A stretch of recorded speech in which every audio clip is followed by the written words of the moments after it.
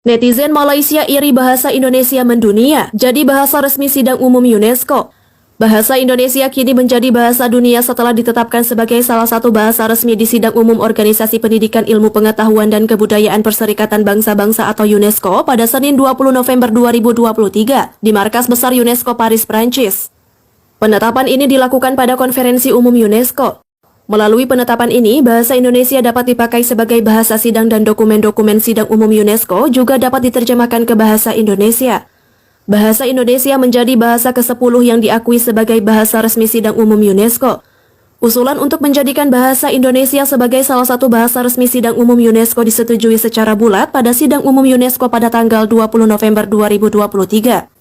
Ditetapkannya bahasa Indonesia menjadi bahasa resmi sidang umum UNESCO membuat posisi bahasa Indonesia semakin meningkat. Adapun 9 bahasa lain yang diakui adalah bahasa Inggris, Arab, Mandarin, Perancis, Spanyol, Rusia, Hindi, Italia, dan Portugis. Ketua Komisi Nasional Indonesia untuk UNESCO Ice Khadijah mengatakan, dengan bahasa Indonesia menjadi salah satu bahasa resmi sidang umum UNESCO, maka bahasa Indonesia bisa dipakai selain bahasa resmi yang diakui UNESCO saat berlangsung sidang umum UNESCO yang digelar 2 tahun sekali. Pada awalnya, bahasa Indonesia diikrarkan sebagai bahasa persatuan pada Sumpah Pemuda tahun 1928. Selanjutnya, bahasa Indonesia ditetapkan sebagai bahasa negara dalam Undang-Undang Dasar 1945.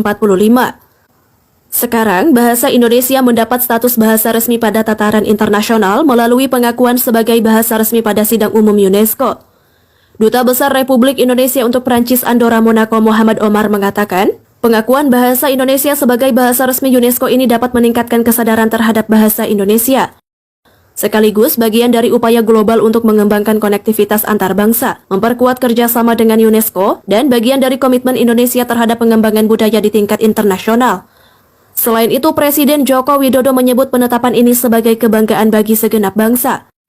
Setelah UNESCO resmi menetapkan bahasa Indonesia sebagai bahasa resmi ke-10 yang bisa dipakai dalam konferensi umum UNESCO, beragam komentar dari netizen membanjiri sosial media. Bukan hanya dari Indonesia, netizen negara Malaysia pun ikut berkomentar.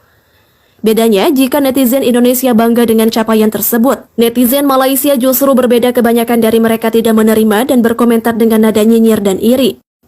Bahasa Melayu bertopengkan nama bahasa Indonesia, tulis netizen Malaysia. Malaysia, Indonesia, Singapura, Brunei semua pakai bahasa Melayu. Indonesia spesial klaim bahasa negara padahal tidak ada suku Indonesia yang ada negara, tulis netizen Malaysia.